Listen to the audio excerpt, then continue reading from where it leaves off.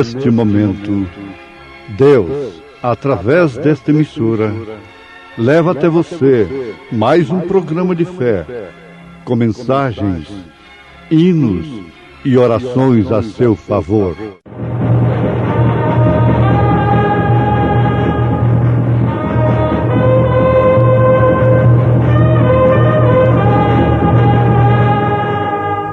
Fé para vencer.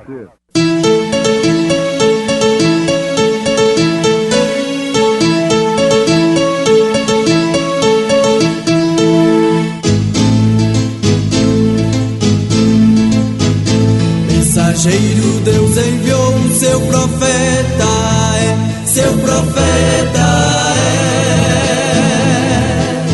Este som de alarido retumbando está, retumbando está.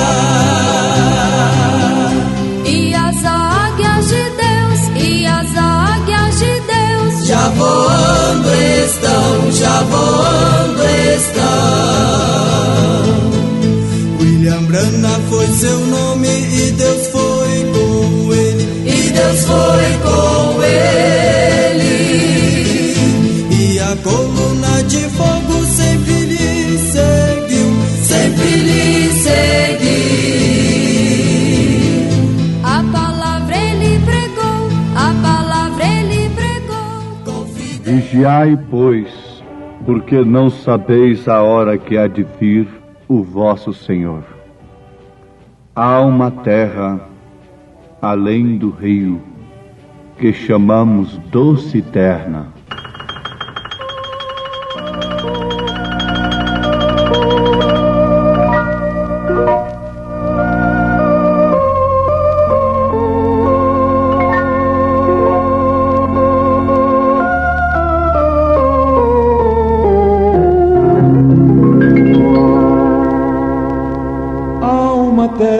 Além do rio que chamamos Doce Terna, e somente alcançaremos pela fé aonde entrar havemos neste lar de bem supremo, quando o Salvador chamar a mim e a ti. Nunca mais pecado e mágoa nesta terra do futuro, quando a praia, a linda barca alcançar, só teremos Vigiai, pois, porque não sabeis a hora que há de vir o vosso Senhor. São Mateus, capítulo 24, versículo 42. Ouvintes, não existe uma coisa mais tremenda e mais horrível do que ser apanhado fora do posto de seu dever. Isto deve ser encarado por todos quantos sabem que um dia tem que acertar contas com Deus, que um dia o Senhor virá. O mundo, mesmo religioso, passa por despercebido acerca da vinda do Senhor. Jesus Cristo foi bastante claro em dizer que não devíamos ajuntar tesouros aqui na terra, onde a traça, vejam só, a expressão de Jesus, onde a traça e a ferrugem tudo consomem, e onde os ladrões minam e roubam. Mas ajuntai tesouros no céu, onde nem a traça nem a ferrugem consomem, e onde os ladrões não minam nem roubam. Porque onde estiver o vosso tesouro, aí estará também o vosso coração. Sempre aqueles que estão com seus corações em seus tesouros estão pagando um dízimo inesperado, fora de hora, imprevisto. Eles nunca são fiéis a Deus. Eles procuram cauterizar as suas consciências, administrando às vezes aquilo que é de Deus em suas próprias obras, de acordo com seus próprios pensamentos, em obras filantrópicas e, quem sabe, até mesmo em certos tipos de evangelização. Mas é quase que como aquele negócio de gastar muito com propagandas para evitar de pagar imposto. É quase igual, para não dizermos que é uma ilustração perfeita. Mas o nosso assunto não é propriamente este. Isto é apenas um parêntese, uma introdução que estamos tendo, cremos que pelo Espírito Santo, que por sua vez nos advertirá de muitas coisas importantes durante mais esta programação. O Senhor está dizendo: vigiai, pois porque não sabeis a hora em que há de vir o vosso Senhor. O vosso Senhor. Isto quer dizer que ele está falando a servos. Há muitas mensagens, ou melhor, as mensagens mais duras, que prometem mais juízo, são justamente para o povo de Deus. Que coisa tremenda analisarmos isto. Vamos buscar o nosso pensamento do início. O mundo não quer saber que o Senhor virá. Ele não quer tomar conhecimento disto. Ele toma conhecimento de uma maneira técnica, de forma tal que as consciências ficam bastante cauterizadas e o peso da vinda do Senhor fica assim um tanto amenizado para aqueles que fogem deste assunto, porque a vinda do Senhor causa peso. Causou peso, turbação à primeira vinda. Amados, peguem o Evangelho segundo São Mateus, lá no princípio, os primeiros capítulos, e comecem a ler, assim, de uma maneira meditativa. Capítulo 2. E vejam como a primeira vinda do Senhor causou turbação desde o seu nascimento. E o rei Herodes, ouvindo isto, perturbou-se, e toda Jerusalém com ele. Mas por que perturbar-se com a vinda de Deus? O rei Herodes e toda Jerusalém deveria se alegrar, aumentar a festa, rejubilar-se. Oh, chegou o Emanuel, o prometido nas Escrituras. Mas causou foi perturbação, não somente em Herodes, mas também na cidade dos santos, dos santarrões, dos sacerdotes, dos escribas, dos fariseus, dos guias. Por que a vinda do Senhor causou perturbação, peso, ao invés de causar júbilo e alegria? Vocês mesmos podem responder nesse instante. Cada um pode saber. Você acha que aquele que está em trevas e que está obrando de acordo com o mundo pode amar a luz? Pode amar a presença de Deus? Pode amar a vinda do Senhor? São Paulo disse que tinha uma coroa reservada para ele, mas não somente para ele, mas para todos quantos amassem a vinda do Senhor. Mas a vinda do Senhor vem com luz. É luz do mundo. E como podem amar a luz se as suas obras são más?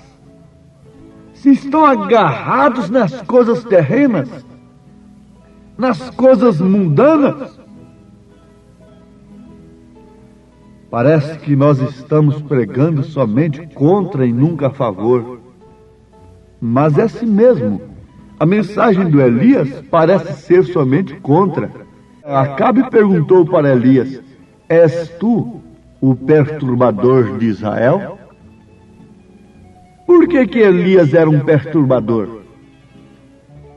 Por que a vinda do Senhor, o nascimento de uma criança numa manjedoura, virou uma perturbação? Eles criam nos magos, eles sabiam que existe o zodíaco, que é a primeira Bíblia.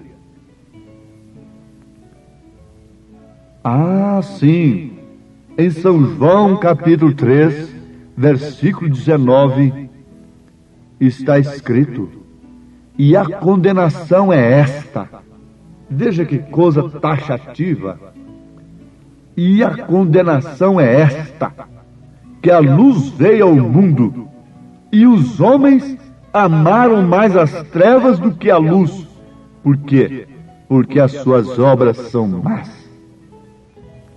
Porque todo aquele que faz o mal aborrece a luz e não vem para a luz, para que as suas obras não sejam reprovadas. Mas quem pratica a verdade vem para a mensagem, vem para a luz, a fim de que as suas obras sejam manifestas, porque são feitas em Deus. Ah, minha irmã, meu irmão, se você pratica a verdade, você não fica aí tropeçando na cruz, no crucifixo, no retrato do profeta, que mostra aquela luz, o Logos de Deus. Você não fica tropeçando nestas coisas. Se você pratica a verdade, você cai logo nos braços do Senhor. Você aceita de coração a mensagem que desperta para aquele momento que o mundo não pode suportar. O mundo não pode suportar um profeta. Vocês sabem de uma coisa? Abram bem os vossos ouvidos, crentes. A civilização dos dias de Noé não evitou que Deus acabasse com os homens que amaram mais as trevas do que a luz. Fiquem sabendo vocês que a civilização dos dias de Noé foi maior do que a dos nossos dias. Sim, perfeitamente. Mas, mesmo sendo maior, mais elevada, aquela civilização não impediu cair chuva. Não impediu. Hoje a água não mataria os homens. Eles poderiam fabricar navios, mas eles não sabem que eles já fabricaram a sua própria destruição. A terra se incendiará dentro em breve com fogo atômico. Deus está nos avisando disto. O ímpio por si se destrói. Presos às coisas do mundo, a ciência do bem e do mal tem evoluído de tal forma porque a iniquidade se multiplicou, e como a torre de Babel ela tem subido, a iniquidade tem subido, e tem manchado a atmosfera. E São Pedro, pelo Espírito Santo, nos avisa disto. E os elementos da terra se desfarão. Estes elementos que vocês trocaram, homens, estão trocando como Esaú trocou a sua primogenitura por um prato de lentilha. Esses elementos, esses pedaços de terra, esses pedaços de casa, esses pedaços de ferro amontoado de concreto, que vocês têm trocado pela vossa salvação, vão se desfazer. Leiam 2 Pedro capítulo 3. Vigiai, pois, porque não sabeis a que hora há de vir o vosso Senhor. Isso aqui é um aviso para os servos. Agora notem, quando ele veio a primeira vez, ele veio contrário ao que eles esperavam. Ele não veio contrário às Escrituras, como ele não está vindo agora contrário às Escrituras. Não, ele só vem de acordo com a palavra. As Escrituras diziam que uma virgem conceberia, e quando a virgem concebeu, as autoridades no assunto não puderam saber. Eles sabiam que uma virgem conceberia. Eles tinham a letra, mas não tinham a revelação daquilo. Eles sabiam que era em Belém de Judá, mas não sabiam quando. Eles não podiam reconhecer o dia e a sua mensagem. Agora notem, vejam, percebam isto, meus amados irmãos. É o Senhor que está avisando aos servos. Se eles não sabiam, quanto mais aqueles que o seguiam. Por isso Jesus disse que um cego dirigindo outro, ambos cairão no buraco. Eles sendo mestres, eles sendo doutores nas Escrituras, não souberam, quanto mais a sua gente então. Oh, mas aqueles que tinham a semente da revelação souberam. Tu és o Cristo, Filho de Deus vivo. Lembra-te de mim quando entrares no teu reino. Senhor, despede o teu servo em paz, porque os meus olhos já contemplaram a tua salvação. Vamos adiante. Vamos encarar a verdade. Vocês gostam de ouvir testemunho? E não há um testemunho maior do que este. A verdade está testificando diante de vós. Por que vocês não podem suportar a mensagem de um profeta? Porque ela é a luz que mostra as suas obras más.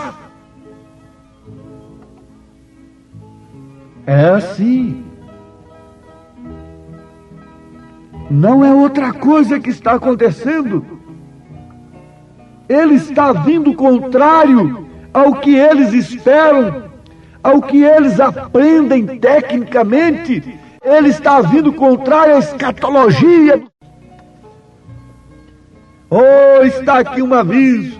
A segunda vinda de Jesus, a exemplo da primeira, está acontecendo contrário ao que os escatológicos, aos doutores no assunto esperam. A exemplo da primeira vinda.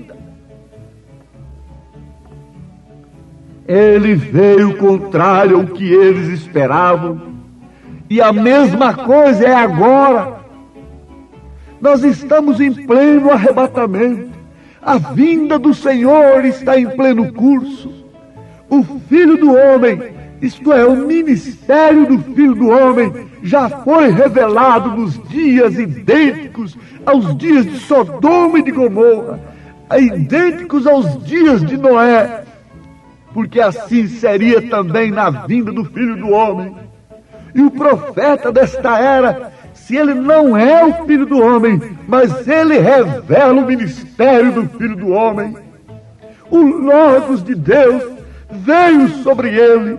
Jesus Cristo, em carne humana, se manifestando através de um homem, revelando o Apocalipse, revelando a palavra de Deus, revelando as Escrituras, do Gênesis ao Apocalipse, revelando a semente da serpente, mostrando a unicidade de Deus, o batismo apostólico em nome do Senhor Jesus Cristo, mostrando o posto do dever da mulher, mostrando o posto do dever do homem. Mas quem pode aceitar?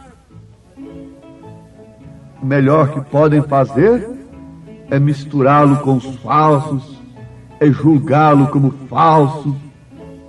O melhor que podem fazer é isto. Não foi o melhor que puderam fazer com Jesus? Não foi dizer que ele era um Belzebu? Não foi dizer que ele tinha demônios? Vigiai, pois, porque não sabeis a que hora há de vir o vosso Senhor.